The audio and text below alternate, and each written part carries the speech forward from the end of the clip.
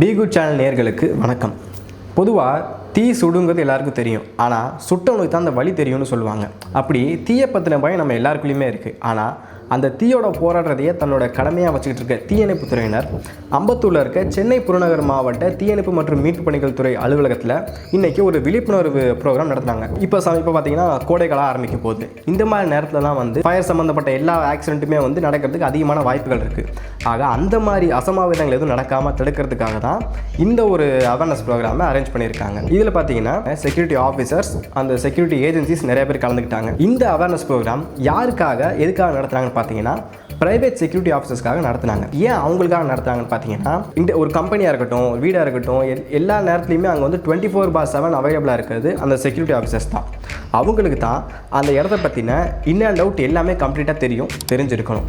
So அப்படிப்பட்ட அவங்க தான் நாளைக்கு ஏதாவது ஒரு அசம்பாவிதம் நடந்தால், அதாவது ஒரு ஃபயர் ஆக்சிடென்ட், ஒரு எலக்ட்ரிசிட்டி ஷார்ட் சர்க்யூட், இந்த மாதிரி எது நடந்தாலும் அவங்க தான் முதல்ல எல்லாரையும் அலர்ட் பண்ணுற இடத்துல இருக்காங்க. இப்படி ஒரு சிறப்பு வாய்ந்த நிகழ்ச்சியை வெற்றிகரமாக நடத்தி முடித்த சென்னை புறநகர் மாவட்ட தீயணைப்புத்துறை அம்பத்தூரினுடைய மாவட்ட அலுவலகர் ஐயா திரு பி. லோகநாதன் அவர்களை சந்திக்கலாம். வணக்கம் சார். வணக்கம் சார். டிஸ்ட்ரிக்ட் ஆஃபீஸராக ஃபயர் ரெஸ்கியூ ஆப்ரேஷன் உங்கள் ரோல் என்ன சார்? ஒரு தீயணைப்புத்துறையினுடைய கடமைகள் என்ன? அதில் உங்களோட ரோல் எப்படிப்பட்டது? பொதுமக்களுக்கு சேவை செய்யறதுக்காகவே 24 மணி நேரமும் தயார் நிலையில் இருக்கிறோம். எங்களுடைய வேலையை காக்கும் பணி எங்கள் பணி. எங்களுடைய கடமை என்னன்னும் போது உயிரும் அவங்களுடைய உடமையும் காப்பாற்றுறதுக்காக அவங்க எங்களை கால் பண்ணி அழைச்சாங்கன்னா 112 நம்பருக்கு கால் பண்ணி அனுப்பாங்க. மாடர்ன் கண்ட்ரோல்லேருந்து நியரஸ்ட் ஃபயர் ஸ்டேஷனுக்கு கால் வரும். அந்த அழைப்பை உடனடியாக எங்களுக்கு ஃபயர் காலோ ரெஸ்கியூ காலோ அதுக்கேற்ற மாதிரி வெஹிக்கிளை மூவ் பண்ணுவாங்க சார். சார், இப்போ ஒரு ஃபயர் ரெஸ்கியூ ஆப்ரேஷன் அது சிட்டிக்குள்ளே பண்ணுறதுக்கும் ஒரு புறநகர் பகுதியில் பண்ணுறதுக்கும் என்ன மாதிரி வேறுபாடுகள் இருக்குது சார்? சிட்டியில் நியரஸ்ட் ஃபயர் ஸ்டேஷன் ஒரு 2 கிலோமீட்டர் 3 கிலோமீட்டருக்குள்ளவே ஒரு ஃபயர் ஸ்டேஷன் வரும் சார். மப்சல்ன்னும் போது புறநகர்னும் போது ஒரு 10-15 கிலோமீட்டருக்கு இடையில் ஒரு ஃபயர் ஸ்டேஷன் வரும். ஒரு ஃபயர் ஸ்டேஷனில் இருக்கிற பணியாளர்களுடைய உதவி தேவைப்படும் போது இன்னொரு ஸ்டேஷனை அழைக்கும் போது ஒரு கொஞ்சம் டைமிங் கேப் கொஞ்சம் தேவைப்படுது சார். இங்கே ஒரு 10 மினிட்ஸ் கொஞ்சம் டைமிங் எடுக்கும் சார். அந்த டைமிங் தான் ஒரு சேலஞ்சாக இருக்குன்னு நினைக்கிறீங்களா சார்? சென்னை மண்டலத்தோடவே ஒட்டி இருக்கிறதால எல்லா எக்யூப்மெண்ட்ஸும் எங்களுக்கு ரெஸ்கியூ எக்யூப்மெண்ட்ஸும் ஃபயர் எக்யூப்மெண்ட்ஸுமே நிறைய இருக்கிறதால இப்போது இந்த நவீன காலத்துக்கு ஏற்ற மாதிரி நாங்கள் தயார் நிலையில் இருக்கிறோம் சார். சார், இப்போ நீங்கள் இதுவரையும் பண்ண ரெஸ்கியூ ஆப்ரேஷன்லேயே உங்களுக்கு ரொம்ப சேலஞ்சிங்காக இருந்ததுன்னா அது எந்த ஆப்ரேஷன் சார்? இப்போ ஃபயரில் பார்த்தீங்கன்னா நிறைய இந்த கெமிக்கல் குடோன்ஸ் சார். சொல்லப்போனால் இந்த பெயிண்ட்டு கம்பெனிகள்லாம் இருக்குது. அது பெயிண்ட்டு ஸ்டோரேஜ் அதிகமாக ஸ்டோர் பண்ணியிருந்தாங்கன்னா அது ஆரம்பத்திலேயே கூப்பிட்டுருந்தாங்கன்னா ஈஸியாக நம்ம ஃபயர் ஃபைட்டிங் பண்ணி அனுப்பிச்சிடலாம். அது மேக்ஸிமம் சண்டே மாதிரி ஹாலிடேயில் நைட்டில் ஆகும்போது ஃபுல்லாக மேக்ஸிமம் ஃபயர் ஆகிட்டு இருக்கும்போது தான் ஃபயர் சர்வீஸை கால் பண்ணியே கூப்பிட்றாங்க. அது மாதிரி நேரத்தில் நாங்கள் போகும்போது ஒரு 10க்கும் மேற்பட்ட வெஹிக்கிள், பிராண்டோ ஸ்கேல், இப்படி இது மாதிரி பெரிய ஊர்தியில் வச்சு பண்ணும்போதும் அது கிட்டவே போக முடியாத அளவுக்கு தீயினுடைய எஃபெக்ட் அதிகமாக இருக்கும். கெமிக்கல்ஸ் பேரல்லாம் பார்த்திங்கன்னா மாதவரம் ரவுண்டானால அது மாதிரி ஒரு பெரிய ஃபயர் பேரல்லாம் பார்த்திங்கன்னா மேலே பறந்து ஒரு 100 அடி ஹைட்டுக்கு 50 அடி ஹைட்டுக்கு மேலே போயிட்டு ரிட்டர்ன் மேலே விழும். அது மாதிரி நேரத்தில் பயந்து ஓடி உயிரை கையில் பிடிச்சிட்டு இருக்கிற மாதிரியெல்லாம் இருக்கும். அது மாதிரி ஃபயர்ஸ் எல்லாம் பார்த்துருக்கேன் சார். சார், நீங்கள் பண்ண ஒரு ரெஸ்கியூ ஆப்ரேஷன்லேயே உங்களை ரொம்ப எமோஷ்னலாக அஃபெக்ட் பண்ணதுன்னா எந்த இன்சிடென்ட் சார்? 2008 ஆவடியில் இருக்கிறப்போ இந்த அயப்பாக்கம் பகுதியில் ஏரியில் வீடு கட்டியிருக்காங்க. அவங்கெல்லாம் பார்த்திங்கன்னா ஒரு 15 அடி பேஸ்மெண்ட்டு போட்டு அதுக்கு மேலே தான் வீடே கட்டியிருக்கிறாங்க. அது மிட் நைட்ஸ் எங்களுக்கு கால்ஸ் வந்ததே பார்த்திங்கன்னா 2 மணிக்கு கால் வந்தது. நாங்கள் ஸ்பாட்டுக்கு போகிறதுக்கு 4 மணி ஆச்சு சார். விடிய காலையில் 4 மணி ஆச்சு. அதாவது 2 மணி நேரமாக போயிட்டுருக்கோன்னா ரோடே இல்லை. ஃபுல்லாகவே எல்லா இடமுமே வாட்டர் ஃபுல்லாக. ரோடு எங்கேன்னு தெரியறதுக்கே நம்ம 2 பேர் ஃப்ரண்ட்டில் நடக்க வச்சு அதில் வெஹிக்கிள் எடுத்துகிட்டு போயிட்டு அந்த இடத்த ரீச் பண்ணோம். அப்போ 4 மணிக்கு நாங்கள் உள்ளே போகும்போது பார்த்திங்கன்னா ஒரு காடு மாதிரி இருக்குது. இன்னும் எங்கே ஆள் இருக்காங்கன்னு பார்த்தா அதுக்குள்ளே ஏரி இருக்குது. ஏரியில் வீடு கட்டியிருந்தாங்க. அந்த நேரம் பார்த்திங்கன்னா எங்களோட போட்ஸ் கூட இல்லை, ரப்பர் போட்டே இல்லாமல் நாங்கள் ஒரு 4 பேர், நானும் என் கூட ஒரு 3 ஃபயர்மேனும் உள்ளே போனோம். உள்ளே போகும்போது பார்த்திங்கன்னா அங்கேயே இருக்கிற ஒரு கயிறு கட்டில் இருக்குல்ல சார், அந்த கயிறு கட்டில் வச்சுக்கிட்டு நாங்கள் ஒரு பிளாஸ்டிக் பேரலை அது கயிறு கட்டில் கீழே வச்சு கட்டி அதில் ஒரு 4 பேராக ரெஸ்கியூ பண்ணி வெளியே கொண்டு வந்திருந்தோம். இதே ஒரு 150 பேரை அன்றைக்கி ரெஸ்கியூ பண்ணோம் உயிரோடுவே. அவங்க வெளியே வரும்போது பார்த்திங்கன்னா நம்மளுடைய காலை தொட்டு கும்பிட்டு போவாங்க. அன்னைக்கு நமக்கே ஒரு மாதிரியாக இருக்கும். சார் நீங்கள் வரலன்னா நாங்கள் இன்றைக்கி இறந்துட்டு தான் நினச்சிட்டோம், உங்களை காப்பாற்றுறதுக்கு ஆளே இல்லைன்னு நினச்சிருந்தோம், அதுலேயும் ஃபயர் சர்வீஸ்லேருந்து வந்து எங்களை ரெஸ்க்யூ பண்ணீங்க சார், ரொம்ப தேங்க்ஸ்ன்னுவாங்க. அது மாதிரி உயிரோட ஒருத்தரை ரெஸ்க்யூ பண்ணும்போது நமக்கு உண்மையிலேயே ரொம்ப நெகிழ்ச்சியாக இருக்கும். சார், ஏதாவது ஒரு ஆப்ரேஷன் நீங்கள் போயிருக்கும்போது இந்த விஷயம் நம்மளால் பண்ணவே முடியாது அப்படின்னு எல்லோரும் நினச்சி, ஆனால் அவங்க டீம் ஒர்க்னால நீங்கள் அதை முடிச்சு காட்டின விஷயம், நடக்காத விஷயத்தை நடத்தி காட்டினதுன்னா அது எதை சார்? ஏதாவது அப்படி இருக்குங்களா? இது ஃபயர் சர்வீஸே ஒருத்தராக பண்ண முடியாது சார், இது டீம் ஒர்க் தான். எங்களுடைய எல்லாருடைய டீம் சேர்ந்து தான் பண்ணுறது. மேக்ஸிமம் இந்த ஃப்ளட்டு நேரத்துலலாம் பகல் ஃபுல்லாக பார்த்திங்கன்னா நிறைய போட்டை வச்சு ரெஸ்க்யூ பண்ணி அந்த பப்ளிக்கை வந்து வெளியே கொண்டு வந்து விட்டுடுவோம். நிறைய பேர் என்ன பண்ணுவாங்கன்னா, அவங்களுக்கு நைட் நேரத்தில் தான் அவங்களுக்கு வந்து பயம் வரும். நம்ம வீட்டில் தண்ணி இன்னும் அதிகமாகிட போகுதுன்ற ஒரு பயம் வரும்போது நைட்டு வந்து ஒரு 7 மணி 8 மணிக்கு மேலே கால்ஸ் பண்ணி கூப்பிடுவாங்க. நம்ம அந்த இருட்டில் எல்லாமே செட்டில் ஆகிட்டாங்கன்னு சொல்லிட்டு வந்து ஸ்டேஷனுக்கு நிற்போம்.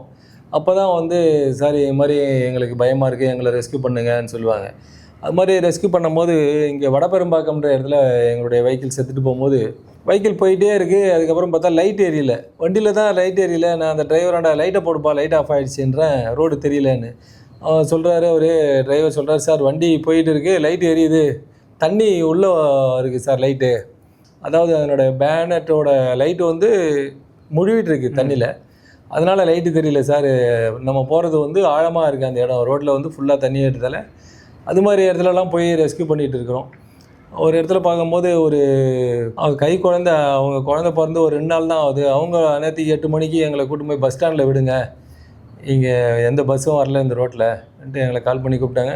அதுக்கப்புறம் அந்த குழந்தைய தூக்கி நான் என்னுடைய மடியில் வச்சுக்கிட்டு வண்டி உள்ளவும் மழை தண்ணி அடிச்சுக்கிட்டே இருக்குது.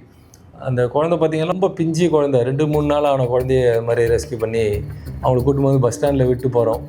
அவங்க வந்து ரொம்ப பயத்தில் இருந்தாங்க, ஏன்னா குழந்தையும் போயிட போகுது என்று ஒரு பயத்தில் இருக்கிறப்போ அது மாதிரி ரெஸ்க்யூ பண்ணும் போதெல்லாம் அது மாதிரி நிறைய பேரை உயிரோட ரெஸ்க்யூ பண்ணும்போது தான் நமக்கே ஒரு த்ரில்லிங்காகவும் இருக்கும், நமக்கு இன்ட்ரெஸ்ட்டாகவும் இருக்குது அது மாதிரி வேலை செய்யும் போதில். சார், இப்போ பொதுவாக பார்த்தீங்கன்னா எல்லோரும் வந்து ஒரு டாக்டர் ஆகணும்னு ஆசைப்படுவாங்க, இன்ஜினியர் ஆகணும்னு ஆசைப்படுவாங்க, இல்லை சில பேர் போலீஸ் ஆகணும்னு கூட ஆசைப்படுவாங்க.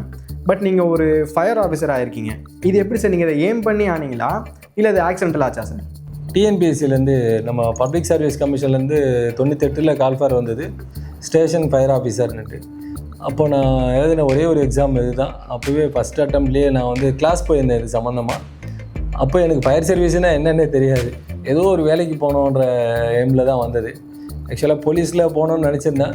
அதுக்கப்புறம் பார்த்திங்கன்னா இந்த டிஎன்பிஎஸ்சியில் எக்ஸாமில் பாஸ் பண்ணி நான் 2001 ஸ்டேஷன் ஃபயர் ஆஃபீஸராக வந்தேன். அதுக்கப்புறம் இப்போ வந்து டிஸ்ட்ரிக்ட் ஃபயர் ஆஃபீஸராக இருக்குது சார். சார், இப்போ சென்னை புறநகர் பகுதிகளில் எந்த மாதிரி எமர்ஜென்சி கால் சார் உங்களுக்கு வரும் அதிகமாக? இது வட சென்னையில் தான் நிறைய பில்டிங்ஸ், பழைய பில்டிங்ன்றதால இடிபாடுகள் நிறைய கால்ஸ் அட்டன் பண்ணியிருக்கிறோம். இங்கே பார்த்திங்கன்னா அவுட்டர் ரிங் ரோட்டில் ரோடு ஆக்சிடென்ட்ஸ் கால்ஸ் வருது. மற்றபடி இங்கே பார்த்திங்கன்னா இது சிட்கோ இண்டஸ்ட்ரியல் எஸ்டேட்ன்றதால நிறைய தொழிற்சாலைகள் தீ விபத்தை தான் பார்த்துட்டு இருக்கிறேன் சார். மணலி ஏரியாவில் பார்த்திங்கன்னா ரொம்ப ஹைலி ரிஸ்க்கான இடமா இருக்குது. இதில் வந்து பார்த்திங்கன்னா முக்கியமாக கெமிக்கல் இண்டஸ்ட்ரீஸ்ன்றதால அங்கே ஃபயரில் ரொம்ப சென்சிட்டிவான ஃபயர்ஸ் எல்லாம் வரும் சார். சார், இப்போ இந்த சென்னை டிராஃபிக் இது வந்து ரெஸ்கியூ ஆப்ரேஷனை எந்தெந்த வகையிலாம் சார் அஃபெக்ட் பண்ணுது? அதாவது மார்னிங் டைம், அதாவது ஈவினிங் இந்த பீக் ஹவர்ஸில் கொஞ்சம் டிராஃபிக்காக தான் இருக்குது. அது ஈவினிங்கில் ரொம்ப டிராஃபிக் ஆகிட்டு இருக்குது. நம்ம சென்னை வந்து இன்றைக்கி ரொம்ப அதிகப்படியான எண்ணிக்கையிலான வாகனங்கள் போகிறதால, இருந்தாலும் நமக்கு வந்து சைரனோ இந்த ரிவால்விங் லைட்டு போடுறதால பப்ளிக் வந்து நம்மளுடைய ஃபயர் வெஹிக்கிளுக்கு வழி விடுறாங்க. அதனால் கொஞ்சம் ஈஸியாக தான் இருக்குது சார். சார், இப்போ சென்னை பார்த்தீங்கன்னா சமீப காலகட்டத்தில் புயல்னாலையும் வெள்ளத்தினாலையும் அதிகமாக பாதிப்படையுது. இந்த மாதிரி பாதிப்புகள் எதிர்காலத்தில் வர்றதுக்கு நம்ம என்ன மாதிரி சார் ப்ரிப்பேர் ஆகிருக்கோம்? 2008 நான் போட்டு இல்லாமல் மூங்கில் ஏணியே வந்து படகாக யூஸ் பண்ணியிருந்தோம். அதில் வந்து 2 டியூபை கட்டி தான் ரெஸ்க்யூ பண்ணியிருந்தோம். இன்றைக்கி நம்ம 2025-26 பார்த்திங்கன்னா எல்லா ஃபயர் ஸ்டேஷன்லையுமே இன்றைக்கி போட்ஸ் தான். எங்களோட 10 ஃபயர் ஸ்டேஷன் இருந்தால் எங்களுக்கு வந்து 11 இன்ஃப்ளேட்டபிள் ரப்பர் போட்டு, ஒரு 8 அவுட்போர்டு மோட்டார்னு சொல்லக்கூடிய ஓபிஎம் வச்சு ஆப்ரேட் பண்ணுற அளவுக்கு எங்களுக்கு நம்ம நவீன காலத்துக்கு ஏற்ற மாதிரி நம்மக்கிட்ட எக்யூப்மெண்ட்ஸும் இருக்குது. இது மாதிரி ஃப்ளட்டை சமாளிக்கிற அளவுக்கு நம்ம கையில் ரப்பர் போட்டும் இதுவும் லைஃப் ஜாக்கெட்டும் இருக்குது, ரோப் இருக்குது, அதே எண்ணிக்கையிலான நம்முடைய மென் ஸ்ட்ரென்த்தும் வச்சுருக்கிறேன் சார். அதனால் ஈஸியாக வந்து பப்ளிக்கை வந்து சர்வீஸ் பண்ண முடியுது சார். இப்போ இந்த மாதிரி ஒரு பேரிடர் காலத்தில், அதாவது இந்த ஃப்ளட்டு புயல் இந்த மாதிரி ஒரு பேரிடர் காலத்தில் சமூகத்தோட பங்களிப்பு உங்களுக்கு எந்த வகையில் உதவும் உங்களுக்கு? அதாவது லோ லையிங் ஏரியான்ற சொல்லக்கூடிய தண்ணி நம்ம வீட்டில் வரும்ன்ற நிலப்பரப்பு அதிகம் அது மாதிரி இருக்கிறப்போ அவங்க வந்து சேஃபான பிளேஸில் வெளியே வந்துடணும். டேலியே வெளியே வந்துட்டால் கொஞ்சம் ஈஸியாக இருக்கும். நம்ம நிறைய கால்ஸ் பார்த்திங்கன்னா இந்த வேளச்சேரி, மணிமங்கலம், இது மாதிரி முடிச்சூர், இந்த மாதிரி ஏரியாவில் போகும்போது இதுனா அவங்க நைட்டில் தான் 6 மணிக்கு மேலே தான் அவங்களுக்கு வந்து ஒரு பயம் வருது. அது மாதிரி நைட்டில் வந்தால் எங்களை வந்து ரெஸ்க்யூ பண்ணுங்கள், வெளியே கூப்பிட்டு போங்கன்றாங்க சார். பப்ளிக்கு இதுதான் நான் சொல்கிற ஒரு அவேர்னஸ் என்னென்னா, நம்ம வானிலை அறிக்கைக்கு ஏற்ற மாதிரியும் நம்மளுடைய ஏரியாவில் தண்ணி லோ லையிங் ஏரியாவில் எவ்வளோ தண்ணி வரும்ன்றதுக்கு ஏற்ற மாதிரி அவங்க டே டைம்லேயே அவங்க வந்து நம்ம கார்பரேஷனில் வந்து தங்கறதுக்கான ஒரு புகலிடம் ரெடி பண்ணி வைக்கிறாங்க. அது மாதிரி மண்டபத்திலேயே எங்கேயோ வந்து தங்கிறதுக்கு அவங்க வெளியே வந்துட்டாங்கன்னா ஈஸியாக இருக்கும் சார். இப்போ ஒரு ஃபயர் ஃபைட்டர் ஆகும்னு நினைக்கிறவங்க எந்த மாதிரியான ட்ரைனிங்ஸ்லாம் அண்டர்கோ பண்ணுவாங்க சார்? எந்த மாதிரி ட்ரைனிங்ஸ் அவங்க எடுத்துப்பாங்க சார்? எங்களுடைய வெஹிக்கிளில் வந்து ப்ரெஷரான தண்ணி வரும். அந்த ப்ரெஷரை தாங்கிறதுக்கான வாட்டர் டெண்டர் ட்ரில் என்று நீர் தாங்கி வண்டி பயிற்சின்னு சொல்லிட்டு செய்யக்கூடிய ஒரு பயிற்சியை வந்து அவங்களுக்கு நாங்கள் ட்ரைனிங்லேயே சொல்லிக் கொடுக்குறோம். அதே மாதிரி அவங்களுடைய உடம்பு முக்கியம். இதில் ஃபயர் ஃபைட்டர்ஸுக்கு வந்து அவங்களுடைய ஸ்ட்ரென்த்து ரொம்ப முக்கியன்றதால அவங்களுக்கான உடற்பயிற்சி, அணிப்பயிற்சி, ட்ரில்ஸ் எல்லாம் பண்ணுறோம். இது இல்லாமல் கயிறு பயிற்சி, ரோப் ட்ரைனிங்ன்ற சொல்லக்கூடிய பல மாடியிலேருந்து கயிறை பிடிச்சி இறங்கிறதுக்கோ இல்லை கிணத்துல இறங்கி ரெஸ்க்யூ பண்ணுறதுக்கு ரோப்பு சம்மந்தமான பயிற்சி, நீச்சல் பயிற்சி. நல்ல பேசிக்காக ஸ்விம்மிங் தெரிஞ்சவங்களுக்கு வந்து அட்வான்ஸான ஸ்விம்மிங் ட்ரைனிங், வாட்டர்மேன்ஷிப் என்று சொல்லக்கூடிய கடலில் வந்து போட் ஆப்ரேஷன், கடல்லையே வந்து ஸ்விம் பண்ணுற அளவுக்கு அவங்களுக்கு ட்ரைனிங் கொடுக்குறாங்க. இது இல்லாமல் ஆழ்கடல் பயிற்சின்னு சொல்லக்கூடிய ஸ்கூபா டைவிங். சார், இன்றைக்கி இருக்கக்கூடிய இந்த மாடர்ன் டெக்னாலஜிஸ் இது வந்து ஒரு ரெஸ்க்யூ ஆப்ரேஷனுக்கு எந்த வகையில் சார் யூஸ்ஃபுல்லாக இருக்குது? நீ கூகுள் மேப் தான். அதுக்கு முன்னாடியெல்லாம் பார்த்திங்கன்னா கால்ஸ்ன்னா ஒவ்வொரு தடவையும் நம்ம ரூட்டு கேட்டுகிட்டே போயிட்டுருப்போம். இன்றைக்கி எங்களுடைய மாடர்ன் கண்ட்ரோல்லேருந்து நம்ம காலர் யார் கால் பண்ணுறாங்களோ அவங்களுடைய லொக்கேஷனே வந்துடுது. அவங்களுடைய மொபைல்லேருந்து அவங்க லொக்கேஷனை பார்த்துட்டு எங்கேருந்து கால்ஸ் பண்ணி கொடுத்தாங்களோ அவங்க நம்ம ஈஸியாக ட்ராக் பண்ணிட்டு போகிறதுக்கோ அவங்களோட நம்ம கம்யூனிகேஷனில் தொடர்பு கொள்கிறதுக்கோ ஈஸியாக இருக்குது சார். இப்போது ரெஸ்க்யூ ஆப்ரேஷனுக்கு ஒரு மாடர்ன் எக்யூப்மெண்ட் கிடச்சிருக்கு. இந்த எக்யூப்மெண்ட்னால வந்து ஆப்ரேஷன்களாக சக்ஸஸாக பண்ண முடியுது. அதே நேரத்தில் ஒர்க்கும் ஈஸியாக இருக்குது. அப்படின்னா ஏதாவது டூல்ஸ் இருக்கா சார், எக்யூப்மெண்ட்ஸ் இருக்கா சார்? கண்டிப்பாக சார். இதுக்கு முன்னாடி பார்த்திங்கன்னா ஹைட்ராலிக் காம்பி டூல்னு ஒன்று வச்சுருப்பாங்க. ஏதாவது ஒரு பில்டிங் கொலாப்ஸ் ஆகியிருந்தாலோ, ஒரு ரோடு ஆக்சிடெண்ட்டில் யாராவது உள்ளே மாட்டிக்கிட்டு இருந்தாலோ, இது மாதிரி ஏதாவது ஒரு இரும்பு மாதிரி ஆங்கிள் ஏதாவது கட் பண்ணணுன்னா ஹைட்ராலிக் காம்பி டூல் வச்சுருந்துருப்போம். அதை வந்து பார்த்திங்கன்னா அந்த வண்டியோட கம்ப்ரஸர்லேருந்து தான் எடுத்துகிட்டு இருப்பாங்க ஒயர் மூலமாக. இதே வந்து இன்றைக்கி வந்து அதே காம்பி டூலை வந்து இன்றைக்கி பேட்ரி ஆப்ரேட்டடாக கொடுத்துருக்குறாங்க. ஒரு பேக்கை எடுத்து நம்ம பேக் சைடில் மாட்டிக்கிட்டோம்னா நம்ம அந்த காம்பி டூலை ஈஸியாக ஆப்ரேட் பண்ணுற மாதிரி பேட்ரிலேயே இயங்குற மாதிரி இருக்குது. அதாவது காம்பி டூல்னா அதாவது ஸ்ப்ரெட்டராகவும் யூஸ் பண்ணலாம், கட்டிங்கும் யூஸ் பண்ணலாம். அது ரெண்டுமே சேர்த்து ஒரே ஒரு எக்யூப்மெண்ட்ஸாக காம்பி டூல்னு சொல்லி கொடுத்துருக்குறாங்க சார். அது ரொம்ப யூஸ்ஃபுல்லாக இருக்குது. இப்போதைக்கு ஒரு டிஸ்ட்ரிக்ட் ஆஃபீஸராக ஒரு ஹை ப்ரெஷர் சுச்சுவேஷனில் நீங்கள் எப்படி டெசிஷன் எடுப்பீங்க? அந்த ப்ரெஷரை நீங்கள் எப்படி ஹேண்டில் பண்ணுவீங்க சார்? இன்றைக்கி நிறைய கால்ஸு, அதே மாதிரி நிறைய ஸ்டேஷன்ஸு, நிறைய ப்ராப்ளம்ஸ் வந்துகிட்டே இருக்குது. என்னுடைய வேலையும் பார்த்துக்கணும், நான் வந்து பப்ளிக் சேஃப்டியும் பார்க்கணும், என்னுடைய மென்னோட சேஃப்டியும் பார்க்கணும். இது எல்லாத்தையும் பார்த்து எது நமக்கு செட் ஆகுமோ அந்த மாதிரியான முடிவு தான் எடுக்கிறோம். எங்களுடைய மென்னுகளுக்கு நான் சொல்கிறதுன்னா, முக்கியமாக உங்களுடைய உயிரையும் காப்பாற்றிக்கணும். நீங்கள் வந்து ரொம்ப ஹை ரிஸ்க் எடுத்து நம்மளுடைய உயிர் போய் தான் நீ இன்னொருத்தரை காப்பாற்றணும், இன்னொரு பில்டிங் பொருளை காப்பாற்றணுன்றதெல்லாம் இல்லை. உங்களுடைய உயிரை சேஃப்டியாக வச்சுக்கிட்டு நீங்கள் உங்களுடைய ரெஸ்க்யூ கால்ஸையோ ஃபயர் காலையோ அட்டன் பண்ணுங்கன்னு தான் சொல்லுவேன் சார். ஒரு ரிஸ்க்கான ஆப்ரேஷனுக்கு போகும்போது நீங்கள் உங்கள் டீம்மேட்ஸை எந்த வகையில் சார் மோட்டிவேட் பண்ணுவீங்க?